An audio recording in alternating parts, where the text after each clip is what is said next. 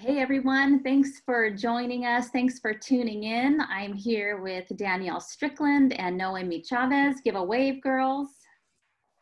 We are super excited to be together because the truth of the matter is the three of us are hardly ever together, and we have to usually get on a plane and fly many, many miles, but that's not an option right now. So from the comfort of their own homes, they decided to bless us, and we're just going to have some fun today. So I just have some questions for each of you. First of all, how are you? Danielle, how are you? I'm doing great. Yeah, I'm getting a little stir crazy. This is, of course, the longest I think I've ever been home, maybe in my whole life. I think might be in my whole life. Yeah. So it's a little crazy, but yeah, I'm doing really well. I don't doubt it. Yep, everybody's getting a little stir crazy. Same here. Yeah. Noemi, how are you? Yeah, I think all of us are having struggles that look differently on a daily basis and on different hours of the day. It just depends. We start really well sometimes and then have those moments in the middle of the day where it gets a little harder, and then we recoup and we go back at it again. Yep, I hear you. There are so many people who have just recently started following Brave Global and the movement. So I thought this would be a cool opportunity to, while you're stuck at home, to capture both of you and just even give a little bit of the history of how we all got together and how God allowed this thing to start. So I have a few questions that I'm just gonna fire away and let's just have some fun. Okay. Question number one for Noemi is, even though the Brave is a fairly new nonprofit in terms of 501c3, this was birthed locally out of the church that you've been pastoring for quite some time, and it was birthed several years ago. I was wondering if you could tell us what drove you and your church to say a big fat yes to this big assignment.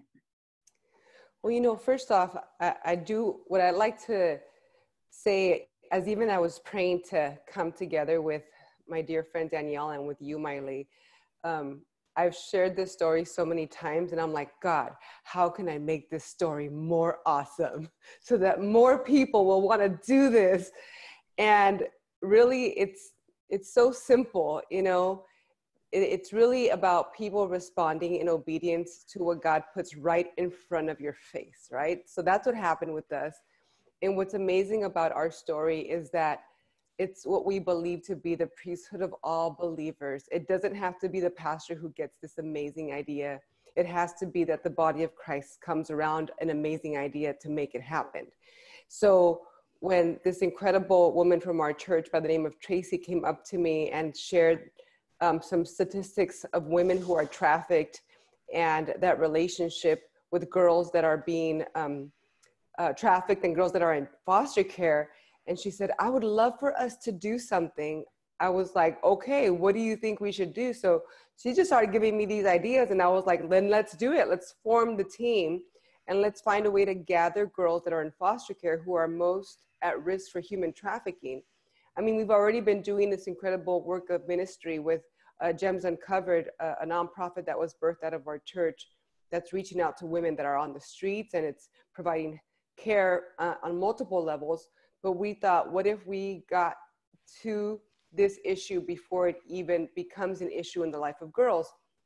So we really just started that way. We said, okay, let's meet up with some officials from probation to the Department of Child and Family Services. Let's see what we can do and let's see what comes out of it. And after quite a few meetings and us convincing them that we were not crazy, they said, okay, we're gonna give you a chance. And I'll tell you this, like those who were a part of that initial team, it was really a faith move. And it was a faith move in response to something God had put in front of us. And the way you know that is because when God puts something right in front of you and you respond with a yes, like things move so much more exponentially quicker, faster.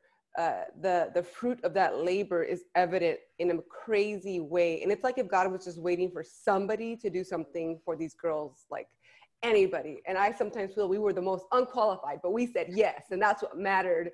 So when we said yes, literally probation and foster care showed up to our church with almost 200 girls. And we were able to deliver a message of encouragement and empowerment and freedom and hope for the girls, which was now going to become a foundation for relationship with girls that are in the system, because it doesn't end there for us. And so that's just like the very skeletal version of how this even started.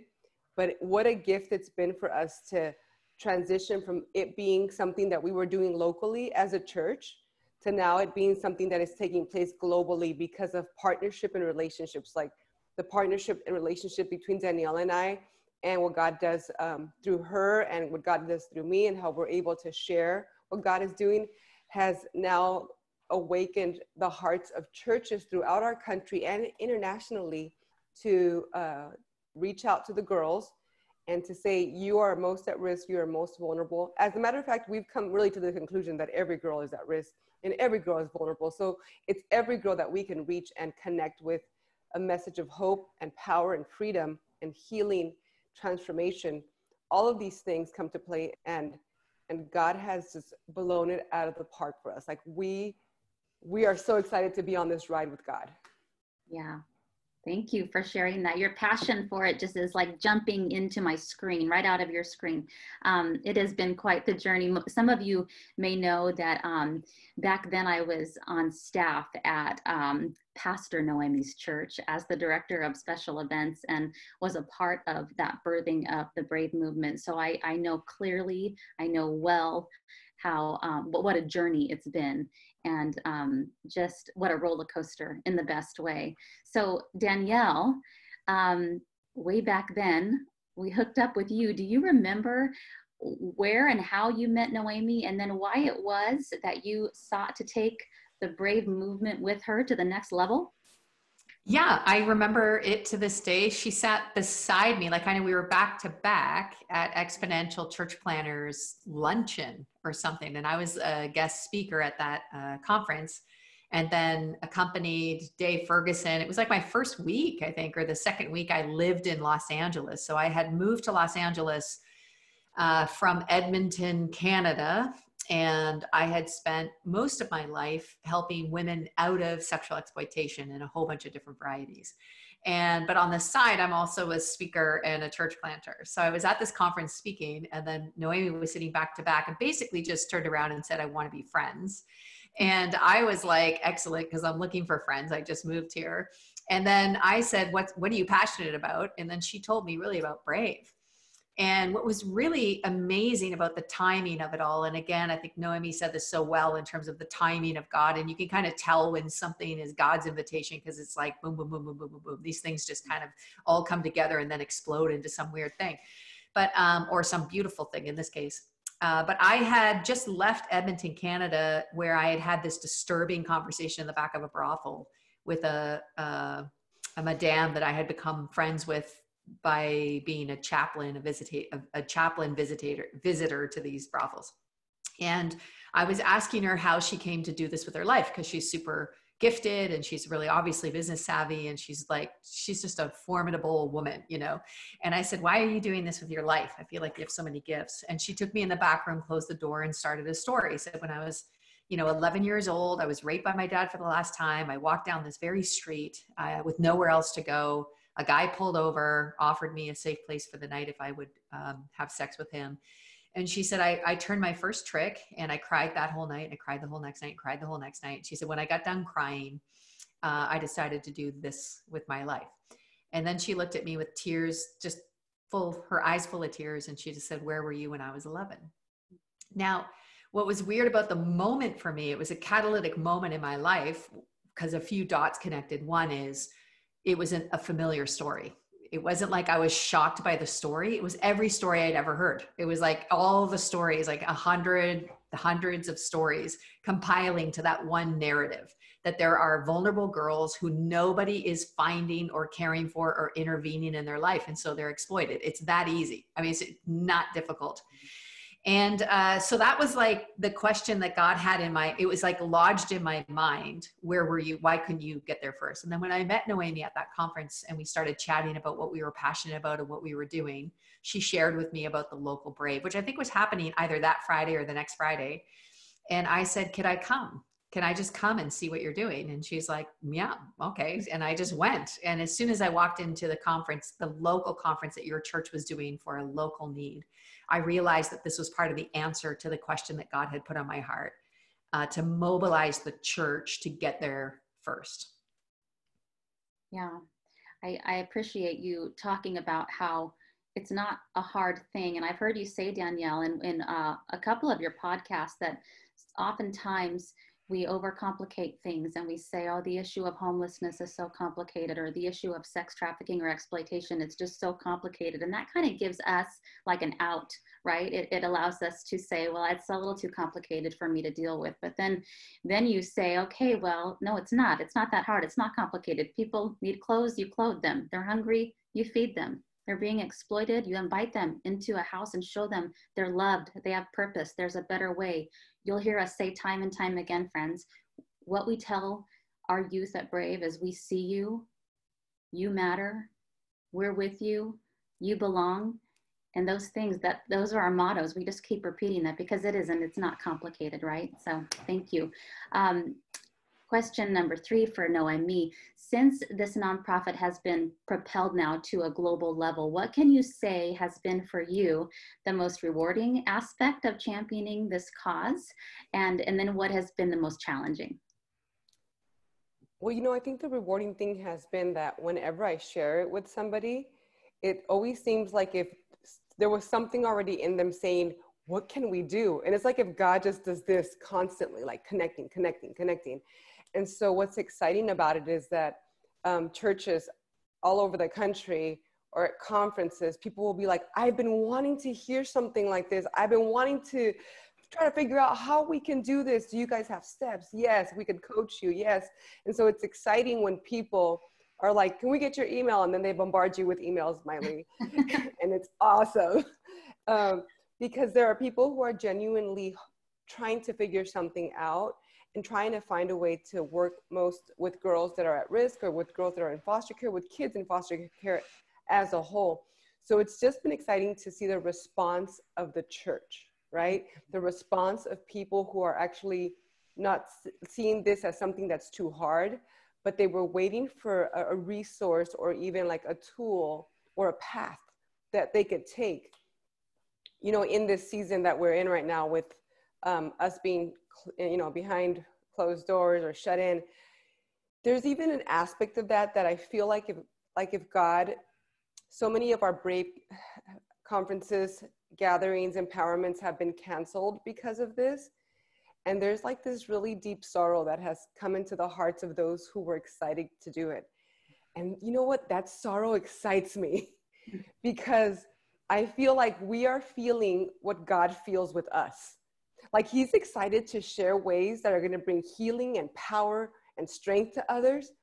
And we will sometimes set up really great excuses as to why not. And it's like if God is like, yes, yes. And then we're like, but I can't because, and then he's just like, his heart breaks, his heart aches because he knows there's a deep need. And so when we as a church have understood there's a deep need and we're excited, but now they told us no, and we feel like, it's like we understand how God feels when the church gives a great excuse to why they can't do it. And so that only like fires my heart up even more, because I think, oh man, what God is going to do after this through the church and everything that he is shifting and changing through his body and through his bride is only going to be more powerful and a greater tool and a greater key to freedom to the girls. So I am excited about that. Now, there isn't much that I could say I feel either discouraged or challenged by in this. I can't think of something that I feel like, well, this is really hard, because I'm on a team with people who are really excited with me, and none of us are looking for an excuse or for a reason to say it's not possible. So I love our team. I love the people that we work together with. And I think that whenever people have set up whether it's a question or a boundary or a barrier to why they can't do it, I think it's having the conversation, you know, it's saying, let's talk through it. Why does it seem so difficult for you? What's beautiful about Brave is that we have seen it take place in like a small little church and like a super mega church, right? So the way that God has given us the vision for this is that every church can do something. And even the growth in the small churches that have done something small to begin, they have seen their influence grow. And how powerful is it that the church becomes an influencer in the city because of what they do for those who are most vulnerable and at risk? So, I mean, I'm pretty sure that if I think hard enough, I could think of something that makes it challenging or makes it difficult. But as quarantined as I am, I'm not in the space to feel any negativity or anything difficult or challenging about what God is going to do with Brave, because I feel the bride of Christ is ready and she's awake, and it's only going to get better. It's only going to be more powerful. She's only going to trail a blaze now, you know, blaze a trail now that's going to be even more influential in the cities and in our country and throughout the world as the church responds to what we are doing and joins and says, let's do it. Yeah, absolutely. And that tension that Noemi's talking about, that these Brave churches, because it started as Brave churches doing these Brave conferences, that tension of navigating the line between church and state, as we always talk about, that's getting the attention now of government. It's getting the attention of public schools. It's getting the attention of behavioral services and mental health services and other entities, different NGOs and nonprofits who are also being Brave now. So while it's been so many Brave churches that have really pioneered this movement, it's now reaching other audiences, because the thing is, there are vulnerable kids, there are vulnerable youth, female, male, everywhere. And our goal is to get into all those spaces. We want to be in the public schools. We want to be in the residential treatment centers, in the group homes. We want to be reaching them in whatever way that we can. Empowerment is the key here. And this is a good transition to the next question, because Danielle, you advocate for and you lead other initiatives surrounding the empowerment of not only people, but specifically women. And I wanted to ask you, what can you say for you is the common thread or theme woven through all of these efforts that keeps your heart ignited for those who are the most vulnerable? Yeah, I would say that the common theme, I mean, we have this slogan in Brave that is, girls are not the problem, they're the solution. That would be the common theme for all of the areas that I work in terms of injustice, is that oftentimes we've had this sort of really dated idea that we're the answer. And really, when you have a look at how social change happens and how empowerment works, the answer actually is in the people who are stuck right now, who with a little bit of assistance and help and a good partnership of support can actually do the uprising, you know? So this is what we would call the oldest gospel story, right? This is it's going to be Mary, who is like going to be the mother of Jesus and usher in an entire new way of being human in the world. And she's a single, she's a young girl who is vulnerable and marginalized, right? That's who God sees. Oh, hey, I've got an idea, not only to have pity or to have mercy on somebody, but actually to empower people to be the solutions to the problem. So I actually think that's probably the thread, is when people catch that vision or catch that word or get that good news, it's like a catalytic change that happens. And there it is. We come to answers so quickly and so beautifully, and in perhaps ways that we couldn't have even imagined, coming from, a different angle. Right. Yeah. And good news it is, indeed. For me, the good news is that I get to work with the two of you. And what has been really cool for me, after working with you both for many years now, is that I just delight in how very different the two of you are, and that you would be paired up to be co-founders in this movement it's fun. It's fun to watch and interact with your different personalities. So just for fun, can you tell the people that are watching what your favorite thing is about each other? And I will say my favorite thing about both of you is the lack of ego that you bring to the table. It's never about you. It's always about the cause. It's always about our mission. So Danielle, I'll let you go first. What are you most grateful for about Noemi, or what attracts you to her personality the most? Oh my gosh, I don't even know where this is going to end. I mean, you've all seen, she's like passionate as ever. She's articulate. She's a incredible entrepreneur. I mean, this is like Brave's just one thing. She has many things. She's an incredible mom, and all of the aspects of her life are so integral. They're so integrated with each other. I love the way that it's a seamless deal with her. It's not like you excel, Noemi, at one thing. You excel at many things, but all at the same time. They're integrated things. I love it. Sometimes, in other leaders that I've known, you can get really excellence in one area and then you just have weakness in all the other areas. But I just feel like you just bring strength. I know you have some weaknesses, I'm sure, somewhere. We all do. I just don't know what they are. Give me time. We'll find them. You're a fiery preacher, as we can also tell. And that also is something that I admire about you. But I would say probably just your ability to, like you said at the beginning of this whole thing, this is what was in front of us. So we're going to do it. And it wasn't more complicated than that. You're just like, okay, I saw the stats. I'm like moved by them. There's an opportunity. Let's go do it. And this is where that road goes. It's so beautiful.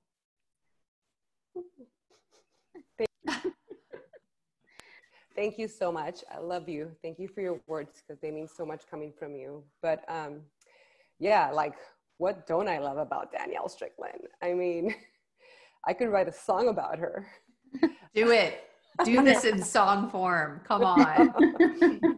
I'll even do a dance piece for you. I love Danielle because she is seriously, my friend, you are such a force.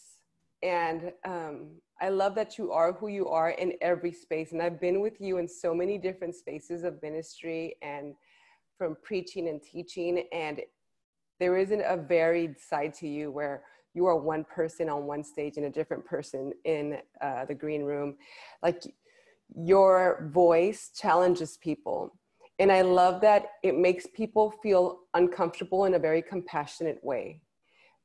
Nobody feels chastised when you communicate. They feel drawn to the mission. And that is a gift that you have to really draw the call on people's lives to respond to Jesus and to say, okay, well, I'm wasting my time clearly. What am I supposed to do? So I love that about you. I love that you're adventurous. I love that you're a risk taker. I love that we both play basketball. I love that you will do things that are require guts to do, and that you will speak what God has laid on your heart no matter who's in the room. And so I am grateful for that, because I feel like you're raising the standard for women who lead and as preachers, and women who are co-leading with their spouses and with men at the table.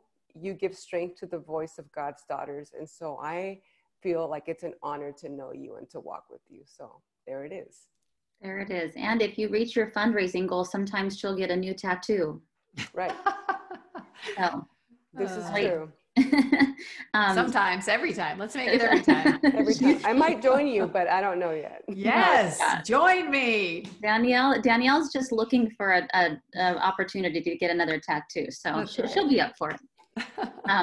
Thanks for doing that, girls. It's just, everything is so heavy right now with everything that's going on. I just thought that would be fun to just celebrate one another. So thanks for doing that. Thank you for indulging me.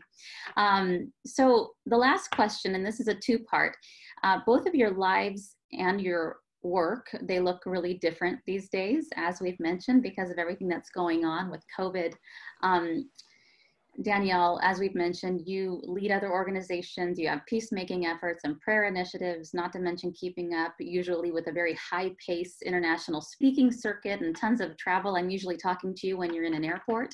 And Noemi, you are also a major conference speaker all over the place. You're resourcing multi-ethnic church leadership. You're helping people to church plant. And on top of all that, you manage to be the lead pastor alongside your husband, Joshua, of a church that has 5 campuses. And within one of those, a Spanish community, which is like a smaller church inside all of these bigger churches. So with all that you have going on, both of you, in this new normal with the pandemic, Noemi, you can go first. How are you finding peace or creating healthy rhythms and remaining grounded right now?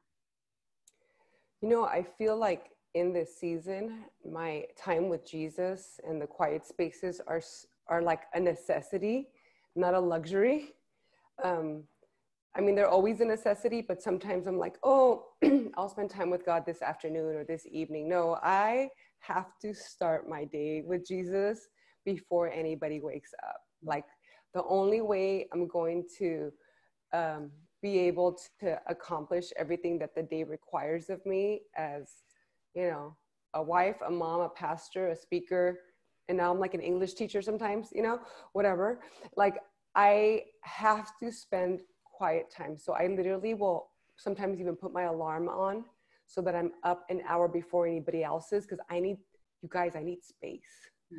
I need space. I need breathing space. And so the few times that I have overslept, I've hated my day, and I've been like, God, I just want it to be tomorrow morning already.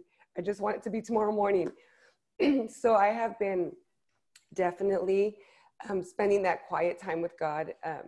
I'm not naturally a journaler, so I'm just going to say that out loud, but I have forced myself to journal so that I could write how I feel and really just bring it to God. And just, you know, that has been a huge part of how I'm able to keep my sanity. There you go. Awesome. Danielle? Yeah, I was just taking notes. Sorry. Me too. Hey, look, if it's humility I'm after, I'm getting that in, like, you know, spades. You know, I don't know how to multiply fractions. So there's that.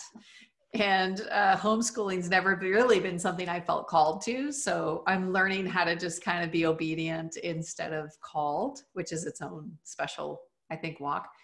And then, I mean, I would echo some of the words of Noemi, apart from the early morning part. I don't do that. But I do think that some intentional rhythms and postures are essential for an authentic life, no matter what. And I think even more so when you're constrained and you're doing things that are, it's like using your left hand, right? That's what I feel like. We're all using our left hand right now, and we're right-handed. So it's like extra grace required, you know, extra practice required, extra time required, like all of these things to help us learn how to do things differently than we're used to. So I practice this little thing called infinitum, which is about, you know, daily prayer and connection with other people and challenging my walk to be real and authentic. And that's certainly been super helpful during this time. Awesome. Okay. Brave has been working really hard during the last couple of months to resource our chapter leads and our caregivers during this time, because it's a real big challenge for anybody who's leading youth or was leading youth in person to be able to connect and engage with them. So, you know, I wanted to know if you just had one word of encouragement, each of you, for these warriors today who are just really trying to find any way that they can to connect with their youth and to just be there for them. What would you say? Danielle, you can go ahead and go first. Yeah, I think there's probably just a couple things I can say. One is that every single thing you do matters, even if it feels not enough, like even if it feels tiny, every single thing you do. So kindness, like generosity, like just eye contact, a smile, like a hug, a healthy reaching out, touching base, connecting with somebody.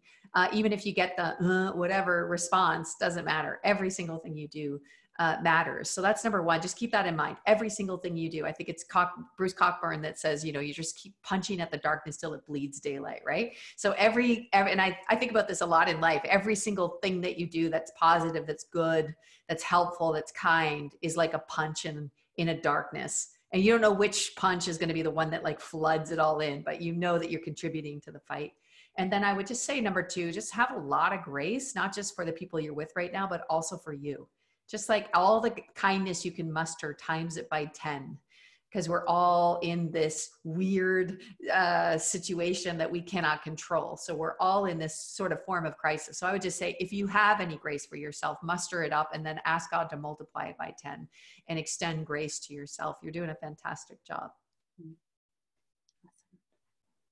Absolutely 100% what Danielle said. I think that's so necessary for us to offer that grace and to encourage the acts of kindness and the mercy and grace that we can offer in any way, shape, or form to the people that we are leading or reaching out to, the kids, the young people. And I think that for us who are in that space where we're even trying to rediscover, like, what does it feel like to just enjoy life despite not having everything I want and everything that was available to me before, you know? I was listening to Pete Scazzaro, and he was saying that this time feels almost like a palate cleanser, where we are being forced to reimagine what actually really satisfies our souls. And when we're able to discover that in this season, it is a palate cleanser, because we thought that everything that we did and the extra stuff that we could offer was what really made a difference. And sometimes it's not that. Sometimes it's simply showing love in the simplest forms and the love of God shining through us. So don't discredit or minimize what the small things you do can actually do in the heart and the soul of those who are hurting or who feel frustrated or angry or overwhelmed by this season. Let our palates be cleansed so that we could remember how good it is to simply be with Jesus and give that to people. So good. Well, I just want to tell you both, again, I know I tell you all the time, I am so grateful for you two. I'm so grateful that God assigned me as the CEO to your organization. Many of you know the story. I told God several times I was not interested in nonprofit work, and I didn't really think I should be in this role. And here I am 3 years later, and I'm just so stoked every day to be doing this work and to be doing it alongside people like Danielle and Noemi. And, for all of you leaders out there, I have the same message for you that I do for these two. And that's just that I'm praying for you. My heart goes out to people who are in the limelight, have a platform, are leading large groups of people, are pastoring churches, are speaking online all day at conferences virtually. You all carry a heavy burden for the people that you shepherd in different ways. And so I know I speak for many people when I say I see you and I am praying for you. And if you are watching this and you're a youth, or you are maybe not in a place of leadership, pray for your leaders. We might look like we have our makeup and our hair done right now, but when we Marco Polo each other and text each other, we have like messy buns and no makeup, and we cry sometimes. So we don't have it all together. I just want to keep it real for you right now. And we have our own struggles. So just pray for us. And I will close by saying that today is Giving Tuesday now. It's another Giving Tuesday opportunity that was tacked on to global organizations everywhere, just trying to stay united and generous during this time. So you can go online to braveglobal.org/donate to help us to continue our mission of empowering youth everywhere. We would love your contribution, and we just can't do it without your help and your support and your love and your prayers. So God bless you, and we will see you next time. Be brave.